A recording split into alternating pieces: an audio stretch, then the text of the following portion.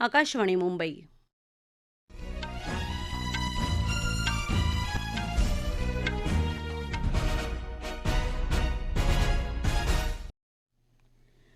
श्रद्धा वझे राष्ट्रीय बातम्या देत आहे. ठळक बातम्या.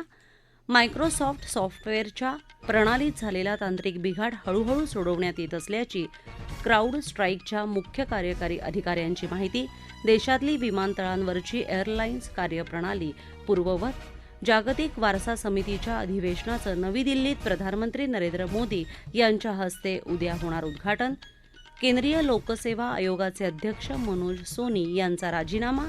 आणि बांगलादेशात हिंसक आंदोलनांच्या पार्श्वभूमीवर संपूर्ण देशभरात संचारबंदी लागू. मायक्रोसॉफ्ट सॉफ्टवेअरच्या प्रणालीत काल झालेला तांत्रिक बिघाड हळूहळू सोडवण्यात येत आहे. मात्र सर्व यंत्रणा सुरळीत होण्यास आणखीन काही वेळ लागेल, असं मायक्रोसॉफ्टची सहयोगी कंपनी क्राऊड स्ट्राईकच्या मुख्य कार्यकारी अधिकाऱ्यांनी सांगितलं आहे. मायक्रोसॉफ्ट सॉफ्टवेअरच्या प्रणालीत काल तांत्रिक बिघाड झाला आणि जगभरातले व्यवहार ठप्प झाले. या तांत्रिक बिघाडाचा अर्थात आउटरेजचा जगभरातल्या कोट्यवधी वापरकर्त्यांना तसंच बँकिंग सेवा, रुग्णालयं आणि विमान वाहतूक यंत्रणेला सर्वात जास्त फटका बसला. देशातल्याही अनेक विमान कंपन्यांना विमानतळांवर मॅन्युअल चेक इन आणि बोर्डिंग प्रक्रियेचा अवलंब करावा लागला. मायक्रोसॉफ्ट कंपनीचे सर्व तज्ज्ञ काम पुन्हा सुरळीत करण्यासाठी युद्धपातळीवर प्रयत्न करत असून ग्राहकांना तांत्रिक मार्गदर्शन करण्यासाठी सर्वतोपरी प्रयत्न केले जातील, असं मायक्रोसॉफ्टचे मुख्य कार्यकारी अधिकारी सत्यनारायण नडेला यांनी सांगितलं आहे. दरम्यान, जागतिक आउटरेजबाबत सरकार मायक्रोसॉफ्टशी संपर्कात असून या बिघाडामागचं कारण सापडल्याची माहिती केंद्रीय माहिती आणि तंत्रज्ञान मंत्री अश्विनी वैष्णव यांनी समाजमाध्यमावर दिली आहे. तसंच राष्ट्रीय माहिती केंद्राच्या नेटवर्कवर या बिघाडाचा परिणाम झाला नसल्याचं वैष्णव यांनी नमूद केलं आहे. या पार्श्वभूमीवर विमानतळांवरची एअरलाईन्स कार्यप्रणाली पूर्ववत झाली असून हवाई वाहतूक सुरळीत सुरू झाल्याचं नागरी उड्डाण मंत्रालयानं आज स्पष्ट केलं आहे. सरकारचं विमानतळावरच्या कामकाजावर पूर्ण लक्ष असून विमान कंपन्यांसह प्रवाशांचं नियोजन आणि परतावा यावर देखील पूर्ण नियंत्रण आहे, असं मंत्रालयानं स्पष्ट केलं आहे. संसदेच्या सोमवारपासून सुरू होणाऱ्या अर्थसंकल्पीय अधिवेशनाच्या पार्श्वभूमीवर सरकारनं उद्या सर्वपक्षीय बैठक बोलावली आहे. संसदेच्या दोन्ही सभागृहांचं कामकाज सुरळीत चालण्यासाठी सर्व पक्षांनी सहकार्य करावं, या दृष्टीनं या बैठकीत चर्चा होईल. संसदेचं हे अधिवेशन 12 ऑगस्टपर्यंत चालेल. केंद्रीय अर्थसंकल्प 23 जुलै रोजी सादर होणार आहे. प्रधानमंत्री नरेंद्र मोदी यांच्या तिसऱ्या कार्यकाळातला हा पहिलाच अर्थसंकल्प आहे. जागतिक वारसा समितीचं 46वं अधिवेशन उद्यापासून नवी दिल्लीतल्या भारत मंडपम इथं सुरू होत असून प्रधानमंत्री नरेंद्र मोदी यांच्या हस्ते याचं उद्घाटन होणार आहे. या उद्घाटन सोहळ्यात युनेस्कोच्या महासंचालक ऑड्रे अझौले आणि युनेस्को जागतिक वारसा सचिवालयातले वरिष्ठ अधिकारी तसंच विविध देशातले सांस्कृतिक मंत्री, राजदूत आणि डोमेन तज्ज्ञ उपस्थित राहणार आहेत. या अधिवेशनाच्या माध्यमातून भारताचा अद्वितीय सांस्कृतिक आणि नैसर्गिक वारसा जगासमोर येईल, असं केंद्रीय सांस्कृतिक आणि पर्यटन मंत्री राजेंद्र सिंह शेखावत यांनी म्हटलं आहे. जागतिक वारसा समितीवर भारताची 4 वर्षांसाठी निवड झाली असून देशातल्या एकूण 42 ऐतिहासिक वास्तूंचा जागतिक वारसा यादीत समावेश आहे. परराष्ट्र व्यवहार सचिव विक्रम मिस्री आणि भूतानचे परराष्ट्र व्यवहार सचिव आऊ पेमा छोजोन यांच्या सहअध्यक्षतेखाली तिसरी भारत भूतान विकास सहकार्य चर्चा आज भूतानमध्ये झाली. या बैठकीत 13व्या पंचवार्षिक योजना कालावधी अंतर्गत विकास भागीदारीची विविध क्षेत्र, त्यातलं सहकार्य आणि कार्यान्वयाचे मार्ग याबाबत चर्चा झाली. परराष्ट्र व्यवहार सचिव विक्रम मिस्री 2 दिवसांच्या भूतान दौऱ्यावर असून काल त्यांनी भूतानचे प्रधानमंत्री तेचिंग तोबगे यांची भेट घेतली. विविध उपक्रमांच्या माध्यमातून सरकारी तंत्रशिक्षण क्षेत्राचा विकास करण्यासाठी केंद्र सरकार सर्वतोपरी प्रयत्न करत आहे, असं केंद्रीय मंत्री अश्विनी वैष्णव यांनी म्हटलं आहे. महाराष्ट्राचे उच्च आणि तंत्रशिक्षण मंत्री चंद्रकांत पाटील यांच्यासोबत काल मुंबईत झालेल्या बैठकीत ते बोलत होते. सरकारी तंत्र आणि अभियांत्रिकी संस्थांनी नव्या कल्पना आणि प्रस्ताव सादर करण्याचं आवाहन त्यांनी यावेळी केलं. महाराष्ट्र राज्य तंत्रशिक्षण मंडळातर्फे उभारण्यात येणाऱ्या रोबोटिक्स, ऑटोमेशन आणि IIT 3D पेंटिंग उत्कृष्टता केंद्राविषयीचे सादरीकरण यावेळी करण्यात आलं. यूपीएससी अर्थात केंद्रीय लोकसेवा आयोगाचे अध्यक्ष मनोज सोनी यांनी आपल्या पदाचा राजीनामा दिला आहे. आपला राजीनामा त्यांनी राष्ट्रपती द्रौपदी मुर्मू यांच्याकडे सुपूर्द केला आहे. त्यांचा कार्यकाळ 2029 मध्ये संपणार होता, पण आपल्या वैयक्तिक कारणांसाठी त्यांनी राजीनामा देत असल्याचं सांगितलं.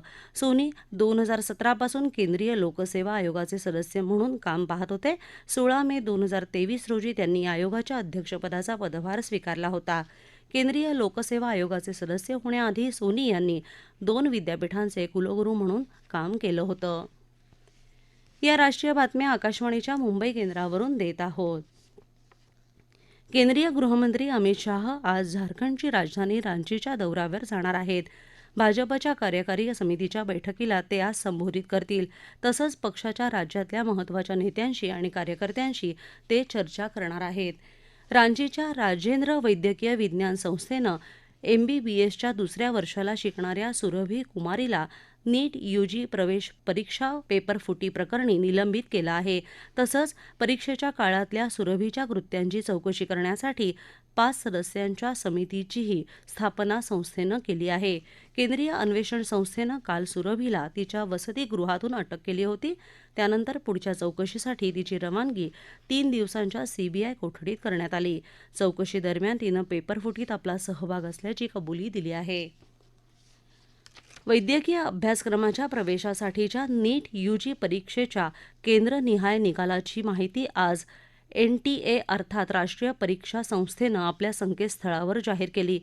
NTAनं आज दुपारी 12 वाजेपर्यंत शहर आणि केंद्रनिहाय निकालाची माहिती संकेतस्थळावर जाहीर करावी असे निर्देश सर्वोच्च न्यायालयानं दिले होते. त्यानुसार निकाल संकेतस्थळावर उपलब्ध करण्यात आले आहेत. राखी पौर्णिमेसाठी आपल्या प्रियजनांना वेळेवर राख्या मिळाव्यात या दृष्टीनं 31 जुलैपर्यंत राख्या पाठवण्याचं आवाहन भारतीय टपाल खात्यानं नागरिकांना केलं आहे. राख्यांचं संभाव्य नुकसान टाळण्यासाठी राख्या असलेली आपली पाकिटं सुरक्षितपणे बंद करणं आवश्यक असून पाकिटावर योग्य पिनकोडसह योग्य पत्ता लिहिणं गरजेचं आहे. बांगलादेशात गेल्या काही दिवसांपासून पसरलेल्या हिंसक आंदोलनांच्या पार्श्वभूमीवर संपूर्ण देशभरात संचारबंदी लागू करण्यात आली आहे. तसंच लष्कर तैनात करण्यात आलं आहे. बांगलादेशातल्या सरकारी नोकऱ्यांमधल्या आरक्षणाच्या धोरणात सुधारणा करण्याच्या मागणीसाठी विद्यार्थ्यांनी काही दिवसांपूर्वी आंदोलन पुकारलं होतं. त्याला हिंसक वळण लागून विद्यार्थी आणि पोलिसांच्यात झालेल्या संघर्षात आत्तापर्यंत 105 जण ठार झाले आहेत. हैतीच्या उत्तर किनाऱ्याजवळ एका जहाजाला लागलेल्या आगीत किमान 40 स्थलांतरितांचा मृत्यू झाला असून अनेक जण जखमी झाले आहेत. या प्रवासात किमान 80 जण प्रवास करत होते. हैतीहून 150 मैलावर असलेल्या ट्रक्स अँड कॅकॉस बेटाच्या दिशेनं हे जहाज निघालं होतं. महाराष्ट्रात आज मुसळधार पाऊस पडत असून हवामान विभागानं रत्नागिरी आणि चंद्रपूर जिल्ह्यासाठी आज रेड अलर्ट जारी केला आहे. विदर्भात अनेक ठिकाणी मुसळधार पाऊस सुरू आहे.